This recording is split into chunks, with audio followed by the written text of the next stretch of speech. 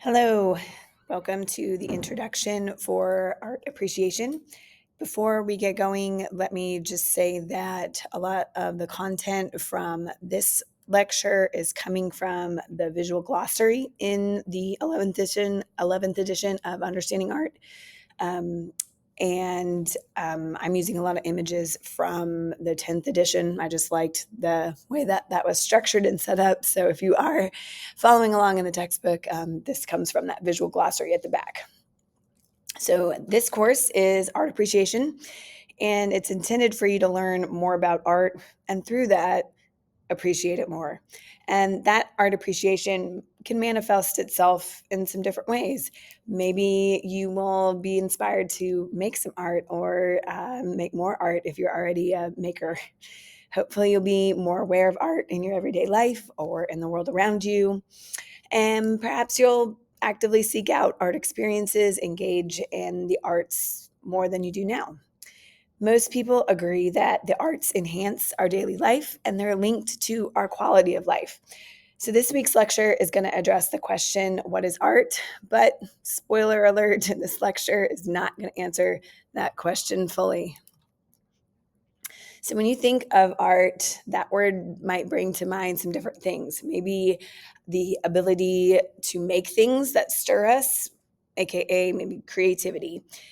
Art can also be a process such as drawing, painting, designing buildings, etc. And art is also a product or the completed work of art. So there's many different types of art forms and art products, and this course is about the visual arts.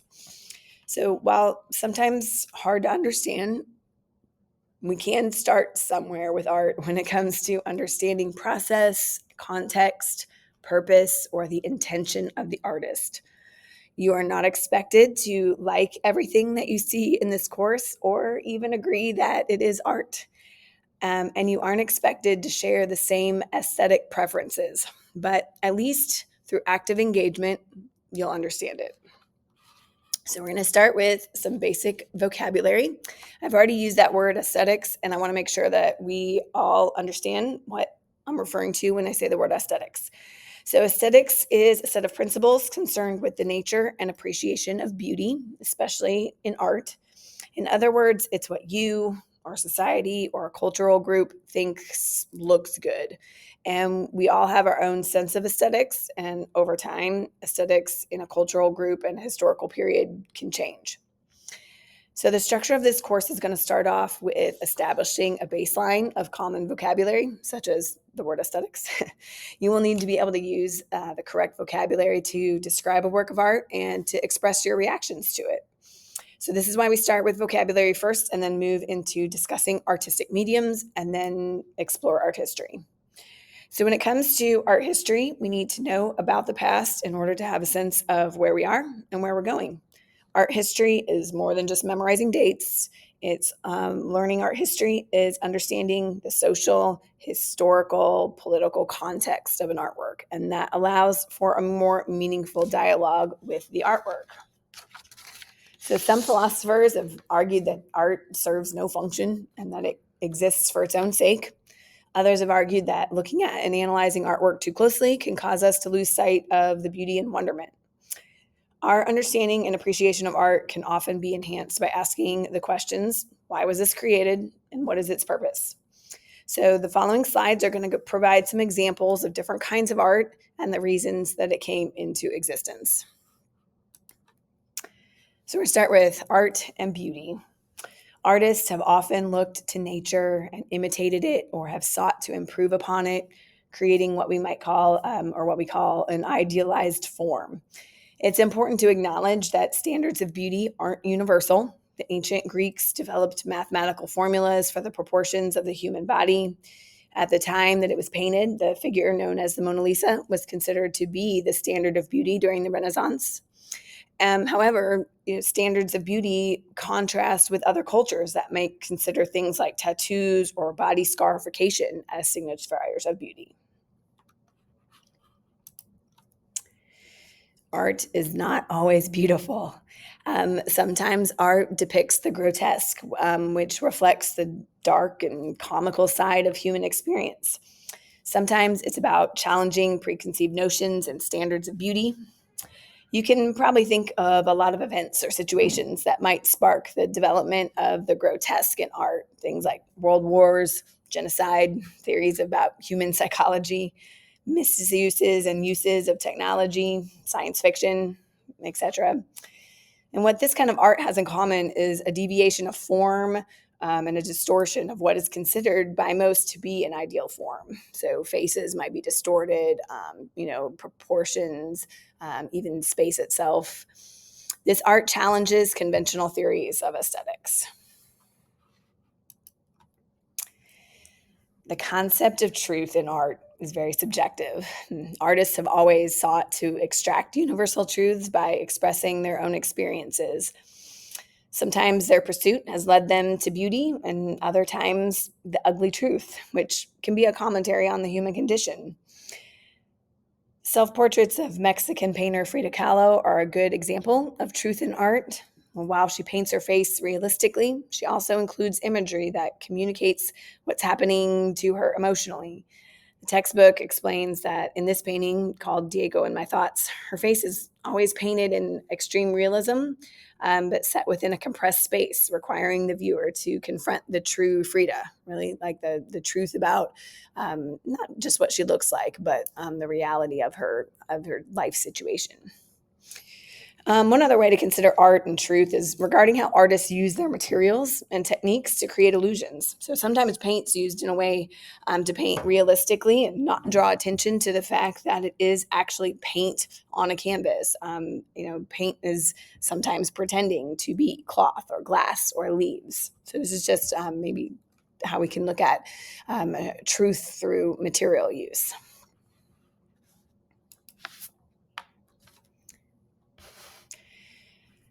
Visual art is one of the most common ways in which we have, as humans, immortalized individuals.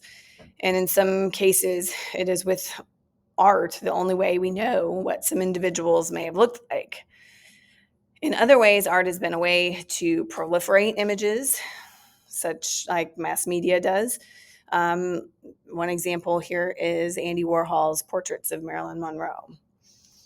The center image is a picture of Judy Chicago's installation called The Dinner Party. And this was an artwork that was created both to honor and immortalize history's notable women.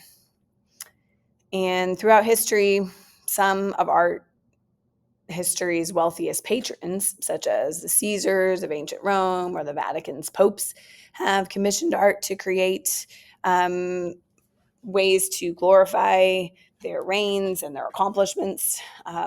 This is an image of Trajan's column. Roman Emperor Trajan had this commissioned, and all along the column of the shaft of the column, the images going up depict his military campaigns.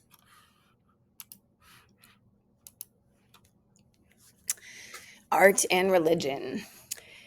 Immortality or life after death is considered, a central theme to many of the world's religions, and in art, it has been used as a way for humans to depict spiritual beings or important spiritual events, or simply to visually render the unseen. In the image included, the North Wind mask is one of a series of masks from Inuit people of Western Alaska. And the mask was part of a larger costume and a masquerade performance in which the dancers were believed to be transformed into spirits during this masquerade.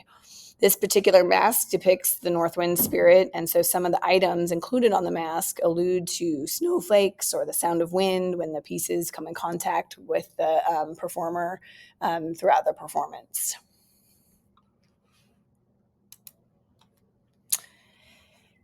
Art has always been a way, it's always served as a way in which artists have been able to explore and express their innermost fantasies. There are many types of fantasies, such as dreams or daydreams. Just tapping into the imagination has been one way that artists have created their work. Marc Chagall's work, such as the painting depicted on the slide, is known for its fantastical images with animals and sometimes people are floating through the air. Many of his paintings include memories from his childhood in Russia, images of his wife that indicate happy yet private memories.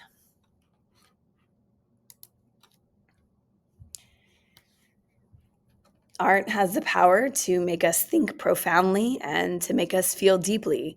It can often trigger associations for us, such as personal memories. And this is often what we're looking for when it comes to our experience with an artwork. We want to be affected in some way. It can challenge our preconceived notions of what art is and often asks us to reconsider our definitions of self and the world. And so, in this way, art and ideas are really inseparable. Barbara Kruger's work is a good example of how an artist can prioritize idea over object. So often her work does not focus on the use of materials, but really what the ideas are behind the text that she includes.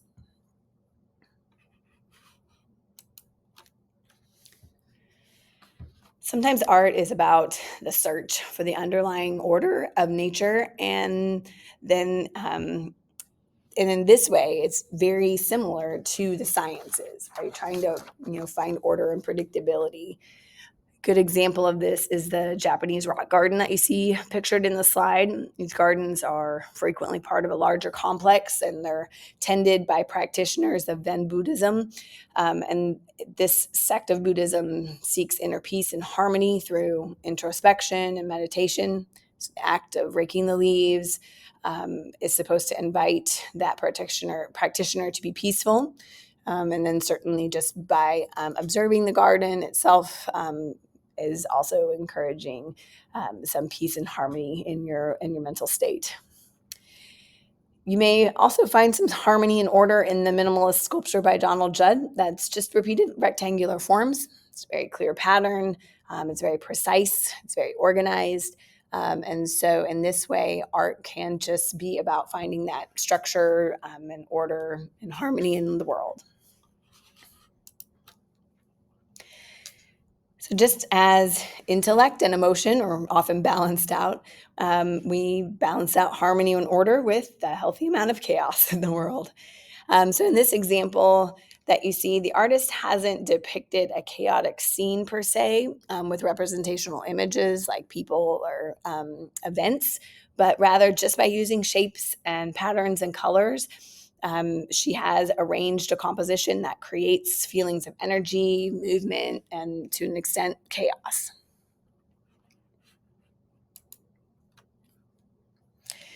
Art, experience, and memory. So we previously looked at some examples of how artists might be using their imaginations or their daydreams and memories to create their subject matter. And that kind of taps into that element of fantasy. Art has also been a way to record and communicate experiences and events. And so, in this way, we can say that art serves the purpose of informing future generations of what and who have gone before them.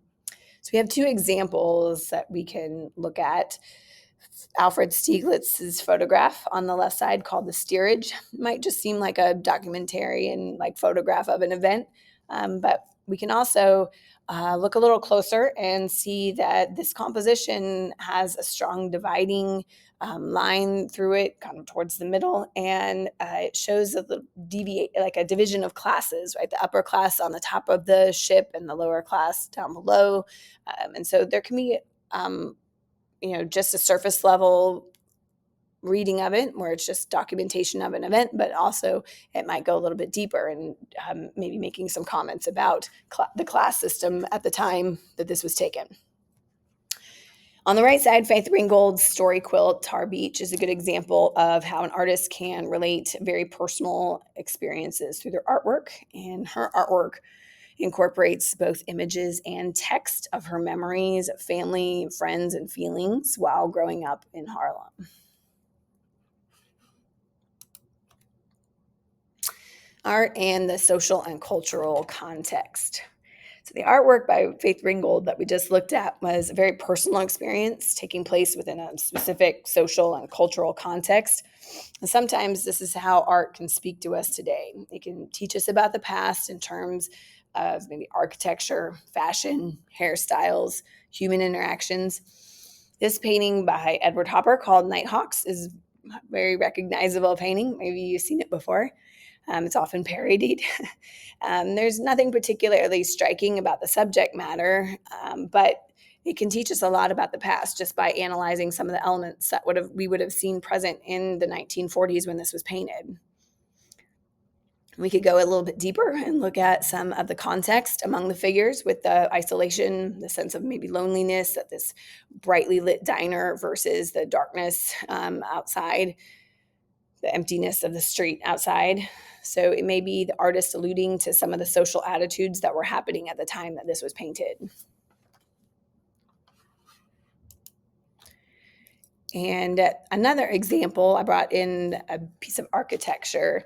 So far, many of the examples we've looked at are what we might think of as traditional visual art, drawings, paintings, things like that. However, throughout history, there's many examples of architecture that reflects or embodies the ideas or beliefs of a people at a particular point in time. And we'll look at some of those as we go forward in the semester and go through our journey through art history. The example that's on this slide is by Zaha Hadid. It's a bridge in Abu Dhabi, and the architect, when discussing her choices about this bridge, acknowledged the influence of Arabic calligraphy on the flowing forms of her structure.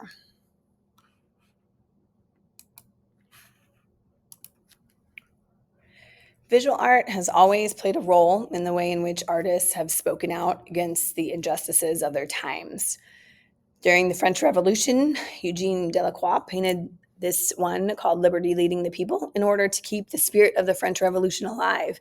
So in the composition, the central figure is an allegory of liberty. She's carrying the French flag surrounded by people of all classes, united, rising up against injustice.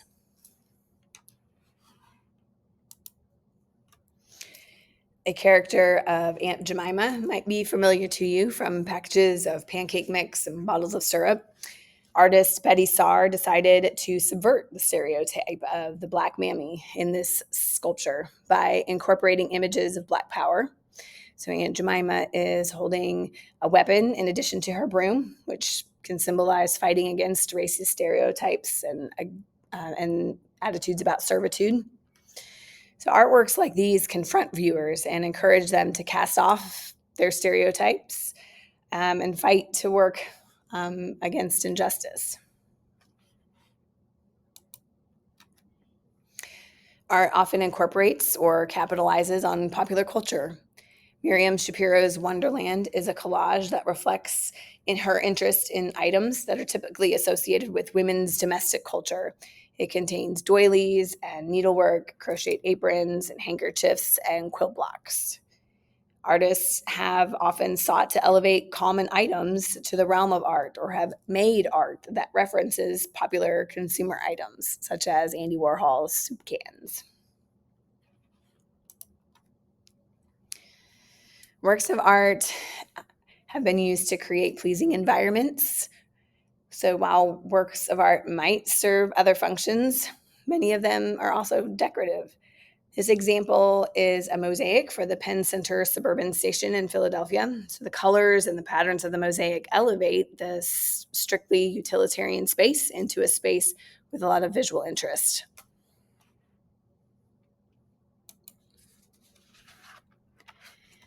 Art can also serve the needs of the artist.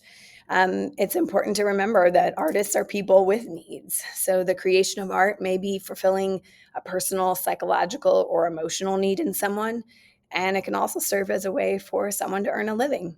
So during the Great Depression, the Works Progress Administration commissioned artists to create murals as a way to provide a work relief program.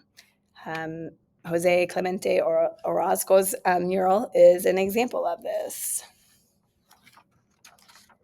And sometimes art created only is created only to meet the needs of the artist with no thought of sale, exhibition, review, or recognition. Works by untrained, self-taught artists are often referred to as outsider art. An example is the image that you see on the right of this slide, the Simon Rodia Towers in Watts are an example of a creation that was made purely for the sake of creating.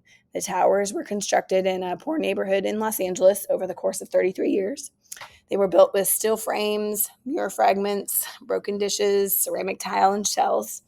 And when asked why he undertook the endeavor, Simon Rodia explained, "I wanted to do something big, and I did it."